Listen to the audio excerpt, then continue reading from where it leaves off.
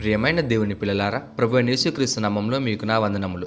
ఈరోజు దేవుని వాగ్దానము 80వ కీర్తన 7వ వచనము.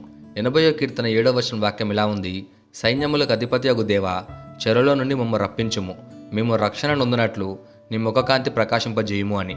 ప్రియమైన సహోదరి సహోదరులారా, ఈరోజు మనం జీవిస్తున్న కాలం చాలా విచిత్రమైన కాలం. మన చుట్టూ చూస్తే మనుషులున్నారు కానీ సంబంధాలు లేవు, డబ్బుంది కానీ శాంతి లేదు, ఇల్లుంది కానీ ఆనందం లేదు, ఆరోగ్యం ఉంది, అలాగే దాంతోపాటు భయం కూడా ఉంది. చాలామంది ఇలా అంటారు: నా జీవితం ఒక చెరలాగైపోయింది, ఎక్కడికి వెళ్ళాలో తెలియడం లేదు, ఎన్ని ప్రయత్నాలు చేసినా బయటికి రాలేకపోతున్నాను అని. ఈరోజు దేవుడు మనతో మాట్లాడుతున్న వాక్యం కూడా అదే పరిస్థితిని చూపిస్తుంది. ఇది ఒక వ్యక్తి ప్రార్థన కాదు, ఒక కుటుంబ ప్రార్థన, ఒక సమాజ ప్రార్థన, అలాగే ఒక దేశం ప్రార్థన కూడా. ఈ వాక్యంలో 3 గొప్ప ఆత్మీయ సత్యాలున్నాయి. మొదటిగా సైన్యములకు అధిపతికు దేవా అని. ఇక్కడ కీర్తనకారుడు దేవుణ్ణి ఎలా పిలుస్తున్నాడంటే సైన్యములకు అధిపతికు దేవా అని.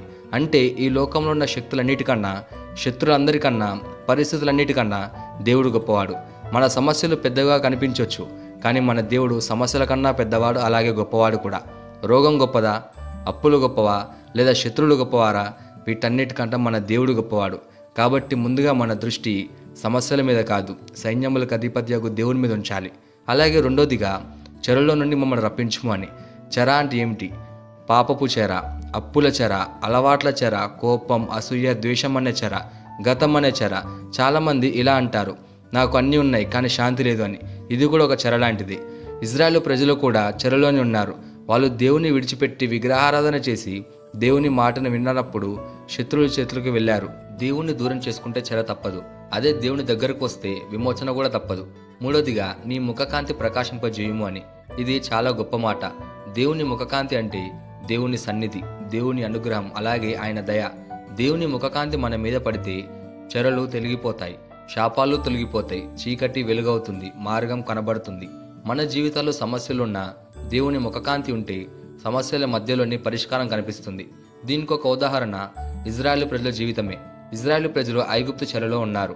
400 సంవత్సరాలు బానిసత్వం చేశారు. వాళ్ళు ఏడ్చారు, విలపించారు, దేవునికి మొరపెట్టుకున్నారు. అప్పుడు దేవుడు మోషేను పంపించాడు, చెర నుండి విడిపించాడు, ఎర్ర సముద్రం తెరిచాడు. కానీ అరణ్యంలో కూడా వారు మళ్ళీ దేవుని మర్చిపోయారు. ఫలితంగా మళ్ళీ కష్టాలు అనుభవించారు. ఇక్కడ మనకు ఒక బుద్ధి నేర్పిస్తున్నాడు దేవుడు. దేవుడు విడిచిపెట్టిన తర్వాత కూడా దేవుని సన్నిధిలో ఉండాలి, లేకపోతే మళ్ళీ చెరలోకి వెళ్ళిపోతామని.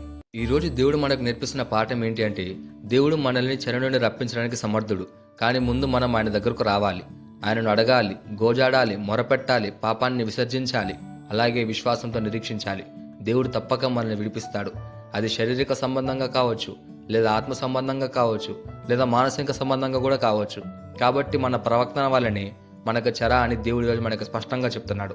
ఈ వాక్యం విన్న తర్వాత మనం ఎలా ఉండాలంటే, మొదటిగా మారు మనసు పొందాలి, పాపాన్ని సమర్థించకూడదు, పాపాన్ని వదిలిపెట్టాలి. రెండోదిగా దేవుని సన్నిధిని కోరాలి. డబ్బు కంటే, పదవి కంటే, మనుషుల కంటే దేవుని ముఖకాంతిని కోరాలి. మూడోదిగా ప్రార్థనా జీవితాన్ని పెంచుకోవాలి. అలవాటుగా కాదు, హృదయపూర్వకంగా ప్రార్థించాలి. నాలుగోదిగా విశ్వాసంలో నిలబడాలి. చెర కనిపిస్తే దేవుని విడిచిపెట్టడం కాదు, చెర కనిపిస్తే ఇంకా బలంగా మనం ప్రార్థించాలి.